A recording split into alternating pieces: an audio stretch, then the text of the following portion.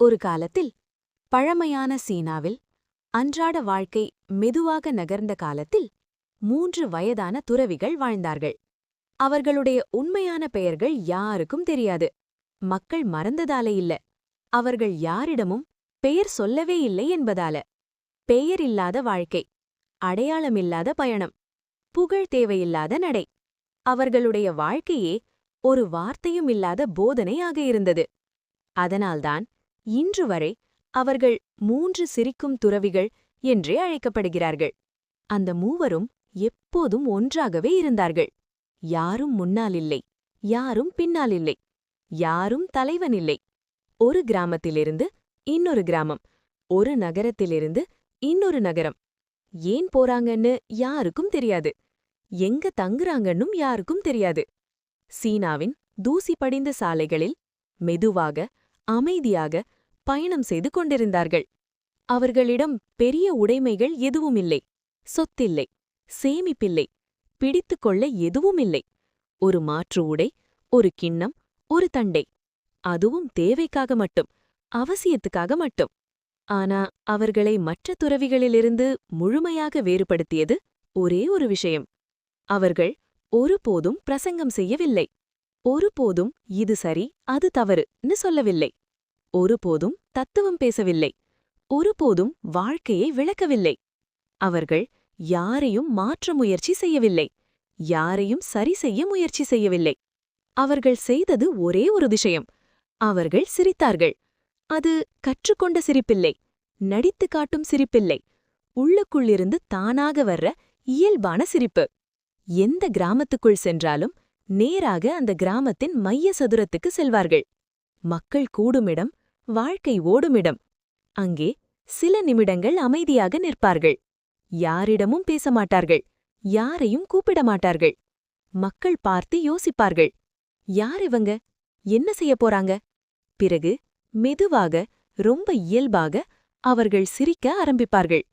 அது சத்தமான சிரிப்பில்லை, கிண்டல் சிரிப்பில்லை, காட்சிக்கான சிரிப்பில்லை, உள்ளத்திலிருந்து வரும் மென்மையான சிரிப்பு. ஒருவர் நின்று பார்ப்பார், சின்ன புன்னகை வரும், அவருக்கே தெரியாம. இன்னொருவர் சிரிப்பை அடக்க முடியாமல் சிரிப்பார்.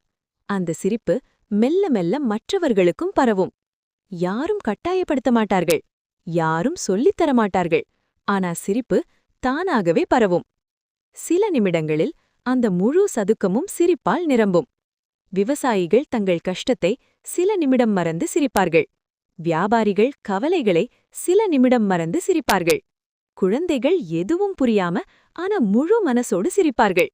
முதியவர்கள் உடல் வலியை மறந்து கண்களில் ஒளியோடு சிரிப்பார்கள். அந்த தருணத்துல யாரும் ஏழை இல்லை, பணக்காரன் இல்லை, உயர்வில்லை, தாழ்வில்லை. முழு கிராமமும் சிரித்ததும். அந்த 3 துறவிகள் ஒரு வார்த்தையும் பேசாமல் அமைதியாக அங்கிருந்து நடந்து போய்விடுவார்கள். மக்கள் கவனிக்கும்போது அவர்கள் ஏற்கனவே தூரமா போயிருப்பார்கள். ஆனா அவர்கள் விட்டுச் சென்றது சிரிப்பு மட்டுமில்லை, மக்கள் மனசு லேசா இருக்குன்னு உணர்வார்கள். வாழ்க்கை கொஞ்சம் எளிதா தோணும். இப்படியே பல ஆண்டுகள் அவர்கள் பயணம் செய்தார்கள். எங்கு போனாலும் மகிழ்ச்சி, எங்கு போனாலும் சிரிப்பு. மக்கள் சொன்னார்கள், இவர்கள் வார்த்தை இல்லாம வாழ்க்கையை சொல்லித் தர்றாங்க. அப்படி பயணம் செய்து கொண்டிருந்த ஒரு நாளில் எல்லாம் மாறியது. ஒரு குளிர்கால காலை. வடக்கு மாகாணத்துல ஒரு சின்ன கிராமம். அந்த 3 துறவிகளின் பயணம் அந்த நாளில் அமைதியாக தொடங்கியது. ஆனா யாரும் எதிர்பாராத ஒரு விஷயம் அந்த நாளில் நடந்தது. அந்த மூவரில் ஒருவர் திடீர்னு கீழே விழுந்தார். உடல் அசையவில்லை. அவர் இந்த உலகத்தை அமைதியாக விட்டு சென்றார். செய்தி வேகமாக பரவியது. மக்கள் வேலைகளை விட்டார்கள், வயல்களை விட்டார்கள், தூரத்திலிருந்தும் ஓடி வந்தார்கள். அவர்கள் நினைத்தார்கள், எப்போதும் சிரிப்பவர்கள் இப்போ எப்படி இருப்பாங்க? அவர்கள் எதிர்பார்த்தது சோகம், அழுகை, துக்கம். ஆனா அவர்கள் பார்த்த காட்சி அவர்களை அதிர்ச்சியடைய செய்தது. மீதமிருந்த 2 துறவிகள் சிரித்துக் கொண்டிருந்தார்கள். மெல்ல இல்லை, சாதாரணமா இல்லை, முன்பை விட இன்னும் அதிகமாக. மக்கள் குழம்பினார்கள், சிலர் கோபப்பட்டார்கள், சிலர் மனம் புண்பட்டார்கள். சகோதரன் இறந்திருக்கும்போது இப்படி சிரிக்கலாமான்னு மனசுக்குள்ள கேள்விகள் எழுந்தது. இறுதியாக சிலர் முன்னால் வந்து கேட்டார்கள், உங்கள் சகோதரன் இறந்திருக்கும்போது எப்படி நீங்கள் சிரிக்க முடியும்?